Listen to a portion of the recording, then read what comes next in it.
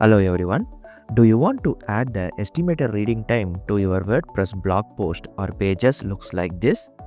Then you are in the right video. Welcome to Stranger Show. This detailed tutorial video will show you how to add the estimated reading time to your blog post or pages. Let's see. Firstly, we need the plugin support to add the estimated reading time. So go to Plugins and add the new plugin called Worth the Read. Here it is. This Worth the Read plugin helps to add the estimated reading time without too much work. Moreover, it is completely free to use. Kindly install and activate this plugin before proceeding further. I hope you installed this plugin. Now go to your WordPress dashboard and on the left sidebar you will see the Worth the Read plugin settings option. Click that one. Well, here are the settings of the Worth the Read plugin. First of all, this plugin not only helps to add the estimated reading time, but also allows you to add the reading progress bar like this to your blog post or pages. Yes, too many features in this one plugin.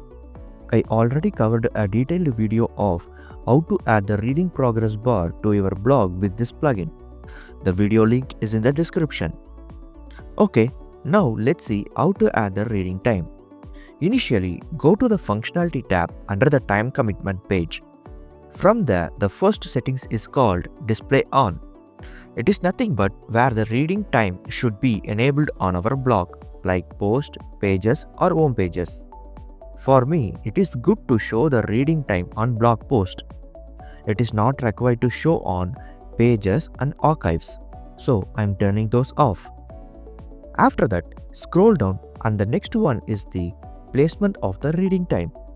This plugin provides three options to show the placement of the reading time. Here, I am choosing Before Content because it is suitable for my theme design. Well, based on your theme customization, you can select this option. Well, the next one is words per minute and pictures per minute. Generally, a reader can read 200 words per minute, but this option is totally based on your audience's age preferences. For example, if your blog readers are largely children or students, then 200 words per minute is fine. Otherwise, 250 or 300 is good to go. In my situation, I am choosing 300 words per minute. For pictures per minute, I am leaving as it is since most of my user images are screenshots or infographics. Audiences may spend time on images. Well, the next important one is format. It represents the estimated reading time with some text. For example, the hashtag refers to time and the remaining text or customization. I am changing that to reading time, space, hashtag, pasting minutes. Hence, in a result, it looks like this. Now, let's go to the style section. Here, in this style area, you can change the font family, font weight, alignments, font size, and font color. Almost I leave the rest of the things as it is because it is pretty good for my theme design. When you scroll down, you will see the custom CSS option. Here I need to add one CSS property code. Let me explain why I need to add it. In my blog post, you can see there is no gap between my article starting line and the estimated reading line. So I plan to customize it. In case you don't want it and it looks okay for you, then you can leave that. Well, the changes are quite easy and only one line, nothing but the margin bottom is 15 pixels. The exact line of code is in the description for your reference. You can also copy and paste it on your plugin. Looks like we covered everything. Now go and save the changes. Cool, the settings are saved. That's all.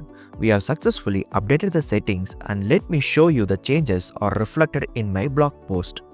Well, here we are on the blog page and I am going to one of my blog posts. Here it is. The estimated reading time is added in the expected format with the applied CSS code. Also, everything looks okay and makes sense. One more thing, once you add and updated the plugin settings, if the estimated reading time is not shown, it might be because of the cache is not cleared.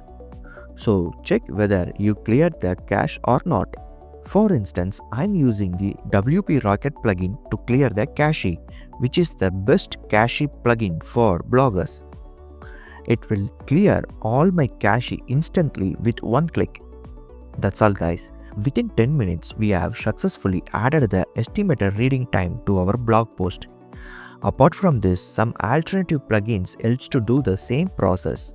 And those alternative plugins are Reading Time WP, WP Time to Read, and Shift Bar. By any chance, any of the above mentioned alternative plugins you have already used, then you are good to go with that. But from my experience and personal suggestion, the Worth the Read plugin is worth installing and using. The reason is that it is free to use and you can also utilize the feature of the reading progress bar along with that. No need to install a separate plugin. I hope this video provides value to your blog. If so, kindly subscribe to our channel for more blogging tips, YouTubing tips and other tech tips. Comment here if you are facing any troubles or suggestions. See you in the following video guys. Happy blogging!